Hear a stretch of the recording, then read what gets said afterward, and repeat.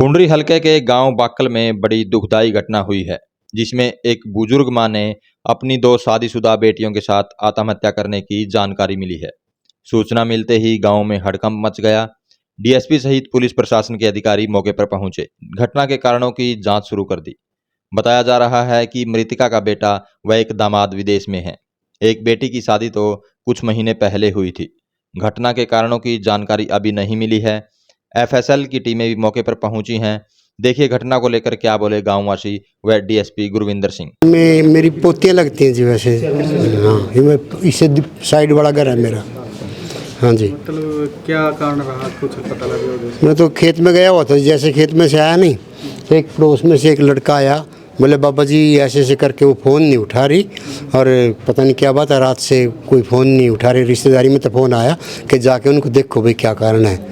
तो जी गेट खुला था, मतलब ऐसे ढका हुआ था, अंदर से कुंडी कंडी तो लग नहीं रही थी। हम अंदर आके देखा तो पहले तो यही देखा, यही दिखाई दी यहाँ पे लिट रही थी हमारी बहू ये। फिर अंदर गए हम दोनों लड़कियाँ जी। मैंने जा करके फिर उसके नाक के आगे ऐसे हाथ रख करके देखा कि जीवित भी है कि नहीं, कुछ फर्स्ट एड की कोई ज़रूरत पड़ जाए तो। लेकिन उस टाइम पे बिल्कुल ठंडा पड़ा हुआ था शरीर, ना कोई सांस आ रहा था।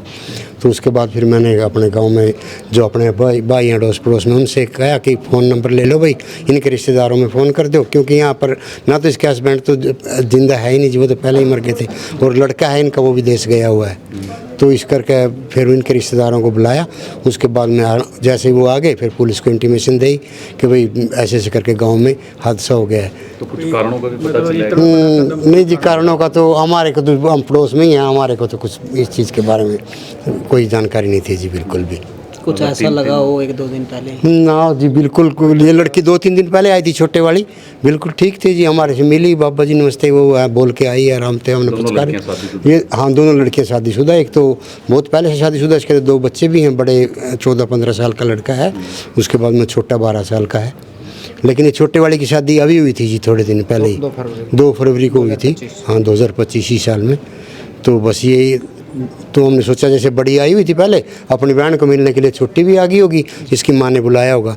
लेकिन ये नहीं पता था जी इनके अंदर अंदर क्या कहानी बन रही क्या नहीं है, इस चीज़ के बारे में बिल्कुल भी जानकारी नहीं थी जी। किसी प्रकार का ना कोई नोट हमारे हाथ में लगा जी। उस टाइम पे जब मैं आया, मैंने तो सिर्फ इतना देखा कि ये जिंदा भी हैं कि नहीं, बस वो देख करके जब जिंदा नहीं है, इनके नाक क्या गैस लगा के देखे ना, सांस नहीं आ रही है, तो फिर मैं बाहर आ गया और आकर के मैंने इनके परिवार वाले जो निजी हैं उनको कॉन्टैक्ट करा, फिर रिश्तेदारों को फ़ोन करके उनको बुलाया। ये बाक्कल गांव का मामला है, पुंडरी थाना के अंतर्गत आता है, जिला कैथल के अंदर। इसमें मैं सूचना मिली थी कि भी एक परिवार में 3 औरतों द्वारा कोई उनकी डेथ हो गई है।